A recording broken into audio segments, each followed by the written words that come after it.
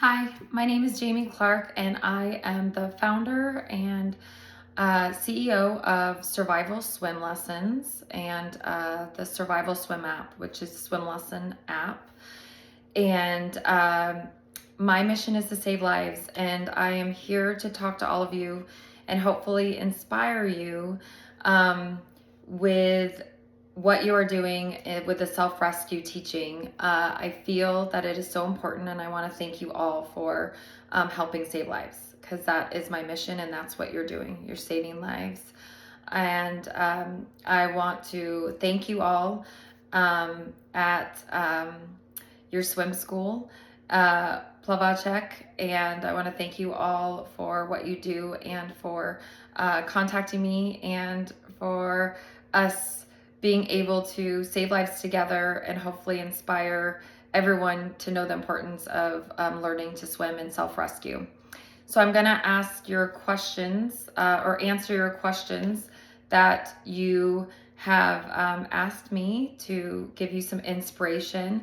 And the one thing that you have asked me is if I've seen a shift in psychomotor development in children, and you have noticed differences in that development.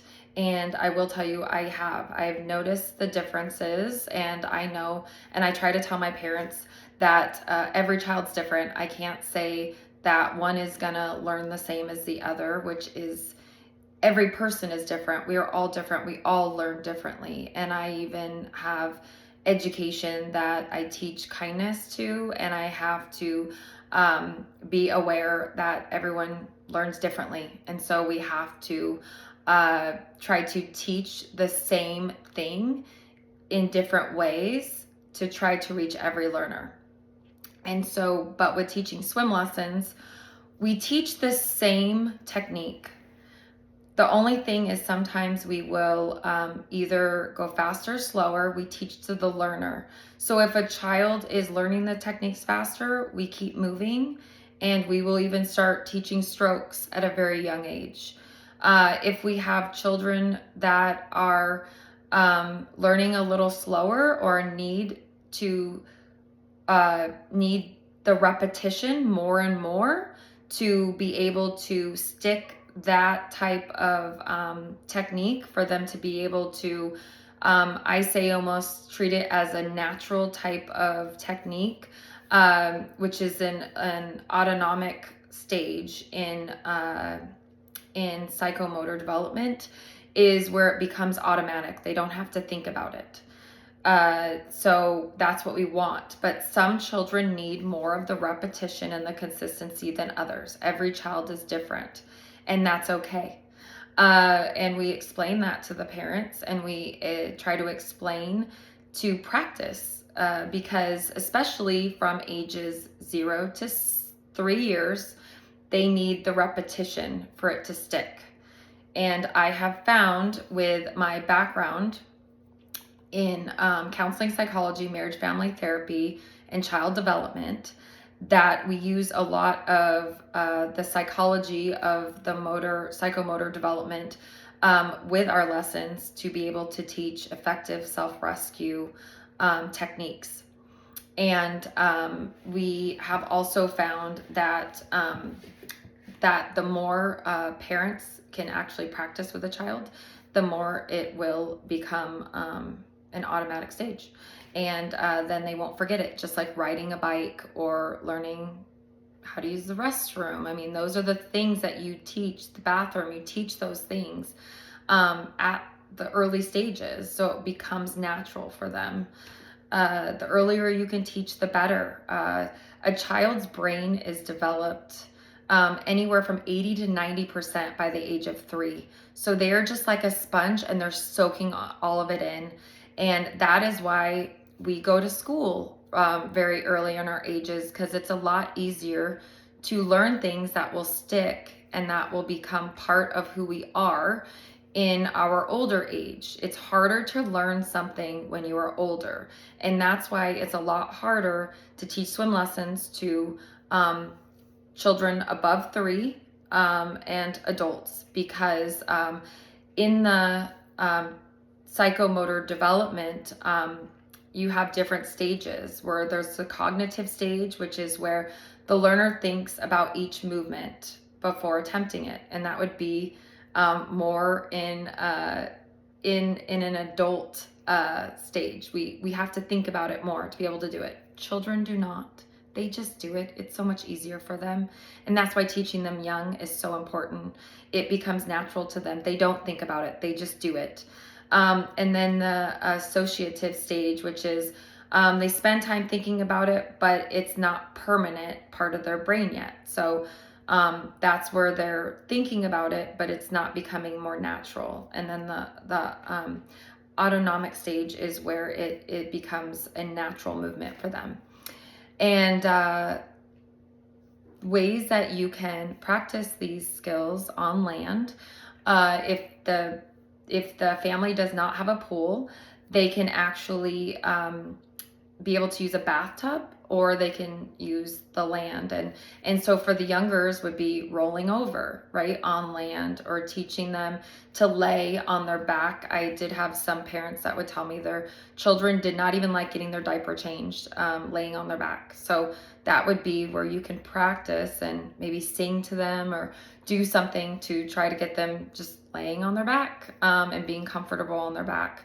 I really try to inspire my parents to work in the bathtub where they can fill the water just enough to where when the child lays on their back, their ears are covered, because that is a lot of times a lot of little swimmers don't like their ears. It feels uncomfortable. So that's why they don't like being in that position, because of the water around their ears. So if you can fill the bathtub to where the water only goes around their face, but over their ears, and sing them a really calming song that maybe calms them down, that you sing to them as a mother or a parent, father, and you will be able to keep them relaxed in that float position. I also do inspire my parents to fill the water up, to where they can lay their belly and lift their head up and kick, and to strengthen their core. And also to blow bubbles in the water. And obviously do not put soap in the bathtub, because we don't want soap to get in their eyes and then they have a bad experience. But I try to inspire them to put toys in the water to where they can go underwater in the bathtub and look for that toy, because from pretty much, 0 to almost 3 years, children automatically will open their eyes underwater. And that is the best way to learn self-rescue. Is we want our students to open their eyes underwater. That's how they can see how to get out of the water. So normally after 3 is where they have learned, if they've never been underwater, they're going to close their eyes. And we try to explain to them that when you close your eyes, it's very scary.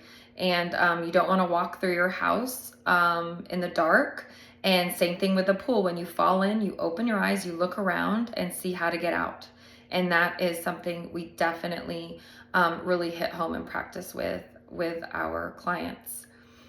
Another question also you have asked is if we see children that have had not the best fitness levels, more than usual. I will tell you, definitely, I have seen that, their motor development in some children. I also have seen a lot of, I definitely have seen a lot more special needs children, but we serve them, and we just really do more repetition with them on each level than others. And once we see that they catch it and it becomes more of a natural, automatic type of reflex, then we move on and we start doing others. But we always go back to the beginning, and we make sure that they still understand the beginning stages, and then we move forward. But a lot of special needs children really find the pool as being therapeutic and an amazing place for them to learn and grow. And it's really beautiful. And we have great success with special needs children that are having a harder time with their development. But learning to swim, they all can learn to swim. It's really just repetition and consistency, and making sure they practice often to keep it, so that they never have a fear of the water, and they always will know what to do if they ever fall in or in a situation.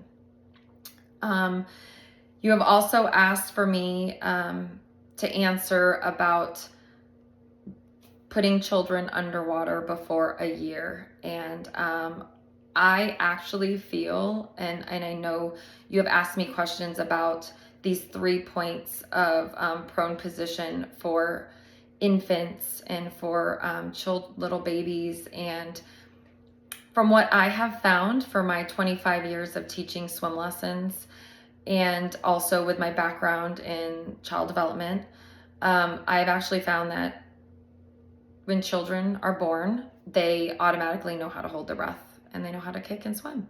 And I have found that to be true with my own children and with teaching lessons. I dunked my children underwater as soon as their umbilical cord fell off after being born. They know how to hold their breath, and the only reason that they stop holding their breath and suck water is because we don't consistently practice with them. And that's why I try to encourage my parents to practice at home as much as possible. I do not start swim lessons normally with my clients until 6 months, and that's because that's normally when a child is able to roll over. Because what we're trying to teach is that if the child crawls or walks into the pool, when they fall in, they will roll over on their back and be able to breathe and float and wait for a parent or someone to get them out of the water. I definitely teach them how to kick on their back very young. I have found children that have a lot more energy, also a lot more, they want to move and they want to keep moving. So they don't want to stay still in their float. They want to keep moving. They a lot of times want to roll over and try to swim. So I try to keep them in that float and teach them to kick on their back and then roll back over and swim, and then roll back over and kick on their back. And we try to teach them to rest and breathe on their back, because at that age, they're not strong enough to lift their head up and breathe. So we teach them to roll over on their back and breathe and kick and get to the side and either crawl out or be able to get to a step and be able to crawl back up and get out. And it is beautiful. And when we are able to teach it early, it really helps the children be able to cope in situations. It teaches great coping skills for the time and for later in life. And it also teaches great confidence building to help them be able to deal with things better in life later in their life. There's studies behind it. I also have found that memories and fear are connected, and with a child's brain being mostly developed by age 3, that is whenever memories start to come. And before the age of 3, we don't have a lot of memories. And I hope you can try to think back for yourself that you don't have a lot of memories. And I do feel that there is a reason why we don't have memories. It's when children are going through a lot of growth. I feel that, they get shots or vaccines. So they're, getting pricked. They're going through times where I think it's painful with teething and things like that. And I think they're meant not to remember. And so when they don't remember those things, they don't have a fear. And a lot of parents end up, being upset if their child cries in swim lessons. And from what I have found with child development, and I have found with teaching swim lessons, is from 0 to 3 years old, a child does not have full-on fear. when they're crying, they actually have attachment theory. And if you look up attachment theory, it's when a child has developed attachment to their parent or their caretaker, and they don't want to be separated. And so whenever they go to swim lessons and they come with us, they cry. And so, but the goal is for them to develop a healthy attachment with the instructor so that they can learn effectively how to swim safe and survive and that self-rescue. But they're not going to remember this. I guess some people try to say it's a traumatic time, but it's not. It's very normal, and it's part of growing up, because they will cry if they're separated from their parent or their caretaker, and like putting them in daycare or putting them in a car seat, they will cry because they can't see the parent. And so for their safety, they have to still be in that car seat. Same thing with swimming. They need to learn to swim. And just because they're crying, we don't take them out of that car seat for them to possibly be in a bad accident and be harmed or be killed, right? So same thing with swim lessons. We keep them in swim lessons. And I always encourage my swim instructors swim instructors and my parents to almost co-parent together and be able to work together to make the child feel safe. And that's really what it's all about. It's about being safe. And but then after 3 is when they have memories and they develop fear. And that's where we have to really be really conscious with how we speak and how we communicate with the little swimmer to really build that trust and love, to make sure that we don't put them in a situation where they really are scared of the water. And with that, we expect our parents' support with, being behind us 100% and knowing that this is a life or death skill, and that it's important and it's not something that we don't do. And so I hope this helps you with some inspiration with teaching. You guys are all doing amazing things, and keep it up. And really, I just encourage you to make sure that you are communicating effectively with your parents with the process of learning to swim for their little swimmers, so that and make sure that they're on board with the process, that you don't learn to swim with one lesson, that you need to stick with the consistency and the repetition for it to become part of who that swimmer is, that they are a swimmer now, and not just that they know how to swim. So, and I just want to thank you all for contacting me and for this partnership. Have a great day.